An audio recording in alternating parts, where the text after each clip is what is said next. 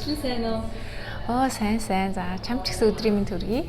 За баярлалаа. Career Blossom бүхний санаачлагч Career Mentor EY компани ахлах аваад өнөр Жаната уулзуулж байна. Ингээ танаас нэг хідэн асуултууд асуух сонирхолтой байна. Та бэлэн үү? Болгүй яах вэ? Тэгээд дөнгөж сая нэг client meeting-гээ дуусгаад хүрээд ирлээ. Баярлалаа. Тэгэхээр өөрийнхөө талаар товчхон танилцуулаач. Тийм за би бол 2019 онд Австралид ирсэн олон улсын оюутан болж тэрний өмнө бол Mobicom корпорацид ажилладаг байсан. Тэгээ 19 онд ирээд магистраа төгсөөд Ernst & Young аудитын компанид аудитороор ажилд орсон. Тэгээ үүнээс хойш нэг 3 жил болж байна да. Тий. Таны өөрийнхөө карьерийн замаар гаргасан хамгийн том эрсдэл юу вэ? Эрсдэл бол ерөөсөө зориг гаргаж яг Австрали руу ирэх байсан. Өмнө нь бол хэлсэн Mobicom корпорацид би ерөнхий нэгтлэн бодогч, менежерийн ажил хийдэг байжгаад яг зоригтойгоор яг Австрали руу ирээд энд цоо шинээр бүхнийг эхлэх. Энэ бол өөрөө нэг талаас нь маш том эрсдэл байсан гэж би бол одоо хэлнэ. Тийм. Таны амжилттай ажиллах урам зоригийн их үүсвэр юу вэ? Амжилттай ажиллах гэхээр энэ урам зориг гэдэг чинь өөрөө яг дотроосоо ундарч гарч идэг. Тэгэхээр альва зүйлд хүн өөрөө passionate байвал угаасаа тэр урам зориг нь дотроосоо ундраад гарч ирдэг. Тэрийг бол хүчлэх ямар ч шаардлага байхгүй. Би бол ямарваа нэгэн зүйлд бас өөрийгөө хүчлэх дурггүй. Тий. Коучинг хийх үеийн хамгийн сэтгэл хөдлөм мөчүүд юу байдаг вэ? Ер нь коучинг хийх хэр гоё зүйл вэ? Маш гоё шавнырынхаа амжилттай явсан үед нь маш их гоё урам зориг авдаг. Яг тэр момент бол өөрөө маш гоё байдаг. Шавнар маань интервьюунд дуудагдлаа, ажлынхаа офферыг авлаа гэх мөчид бол би маш их аз жаргалыг мэдэрдэг. Тэр хэсэг нь хамгийн гоё юм да. Тий. Таны карьерийг 3 үгээр тодорхойлбол та ямар үгийг хэлэх вэ? Төлөвлөгөөтэй. Миний карьерийн хувьд бол бас маш чухал нэг зүйл нь flexibility буюу гэрээсээ ажиллах, офисоосоо ажиллах юм сонголттой, юм уян хатан байдал. 3 дугаарт нь бол яг баланстай. Ажил амьдралын баланс тэнцвэртэй байх нэг чухал. Тэгэхээр баланс тийм 3 дахь нь. Хэрвээ та өнөөдөр 20 настай байсан бол яг юуг арай өөрөөр хийх хэрэгтэй гэж бодож байна? Карьер өөрчлөлттэй тийм. Би бол илүү эрт Австралид ирэх байсан. Таны амьдралдаа баримталдаг зарчим юу вэ?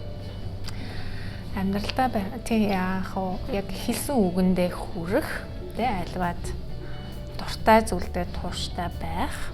Энэ бол миний хувьд бол маш чухал. Тийм. Таны карьерийн замд хамгийн хүчтэй нөлөөсөн хүн хэн байсан бэ?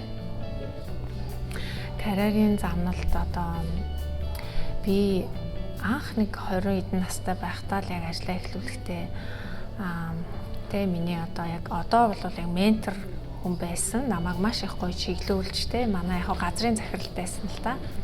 Ингэж явж исэн. Түүний дараа бас Mobicomд ороод бас их гоё газрын захирал маань маш мундаг хүн байж таарад. Хамгийн гол бас яг Австралид ирэх суурийг тавьсан хүн маань байгаа. Бид хүн бол залуу хүмүүс гадаадад сурч өөрийгөө сорж шинэ зүйл сурах хэрэгтэй гэдэг инспирэшнийг бас тийм тэр хүнээс авч ирсэн. Карьер сонголт хийхэд хүмүүсийн гаргадаг нийтлэг алдаанууд юу гэж та боддог вэ? Би бол яг Австралийнхаа энэ нөхцөл байдал дээр ярьчих. Монголд бол мэдээж хэрэггүй өөртэй. Австралид бол илүү урт хугацаанд энд ажиллаж амьдрахын тулд хүмүүс дургүй мэрэгчлэрээ PR-ын листенд байдаг гэдгээр нь ч юм уу их сонгож сурдаг. Тэгээ яг ажлын байран дээр гараад ирэхээр нөгөө хүндээ дургүй учраас ерөөсөө өдөр болгон ажилдаа дургүй явдаг Энэ бол би бол юу гэж хэлэх вэ гэхээр амьдралд яг ингэж цагаа өрөхөд дэндүү богинохон л гэж хэлнэ. Тэгэхээр амжилтанд хүрэхэд зайлшгүй шаардлагатай 3 чанар таны хувьд ямар 3 чанар байх вэ? тий амжилтанд за би түрүү бас хэлсэндээ өөрөө дуртай байх, мэрэгжилтэй дуртай байж ижил тэр хүнээс илүү их зүйл гарна, илүү амжилт гарна. Тэгэхээр ерөөсөө passionate-тэй тэр мэрэгчлэрээ ажиллах. Хоёрдугаарт бол яг тууштай байх. За гуравдугаарт бол яг ажлынхаа хүмүүстэй маш сайхан юм харилцаатай, итгэлцэл үүссэн тийм байх нь бол маш чухал. Тий. Карьерийн хувьд ментортэй байх ямар ач холбогдолтой гэж та бодож байна? Тэгээ хүн ингээ амьдралынхаа, тэгээ карьерийнхаа бүх үе шатанд бол тодорхой үе шатуудаа ийм өөр одоо ментортэй байх хэрэгтэй гэж би бол боддог. Тийм. Би одоо ч гэсэн манай ажлаас бол яг ингээ ментор хуваарлаад өгчдөг. Тэгэхээр ментортай ингээд явдаг. Яг цаг үеийн асуудлуудаа, болж байгаа үйл явдлуудаа тэгээд бас карьерийнхаа дараагийн 6 сарын ойрын 1 жилдээ юун дээр анхаарах уу, яаж хөгжих үү гэдэг одоо тэр хувь хүний хөгжлийнхөө төлөвлөгөөг бас ярилцаад зөвлөгөө аваад чиглүүлээд ингээ явдаг нь бол маш гоё юм түшигтэй байдаг тийм. Таны хувьд одоо хамгийн бахархдаг амжилт юу вэ? Өөрийнхөө хувьд уу? Өөрийнхөө хувьд бахархдаг гэх юм бол яг энэ ажил амьдралынхаа балансыг тэнцвүүлээд тийм ажилдаа дуртай байгаа тэр аз жаргалтай ажилласаа кайф авч байгаа энэ байдлаа л би хамгийн одоо миний хувьд бол амжилт гэж хэлнэ. За магадгүй би 20 эдэн настай байхдаа бол надаас асууд би өөрсдөө хариулна. Албан тушаал том компанид нэр хүндтэй ажил хийх ч юм уу тийм.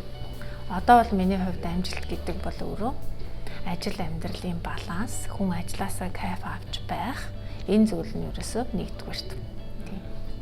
Та хүмүүст карьерийнхаа талаар нэг л зөвлөгөө өгөх боломжтой бол та юу гэж зөвлөгөө өгөх вэ? Хойшлуулгүй эртхэн их л. За эрт ихэлсэн бол эрт одоо мэрэгжлийнхээ ажилд хүссэн ажилдаа орж чаднаа.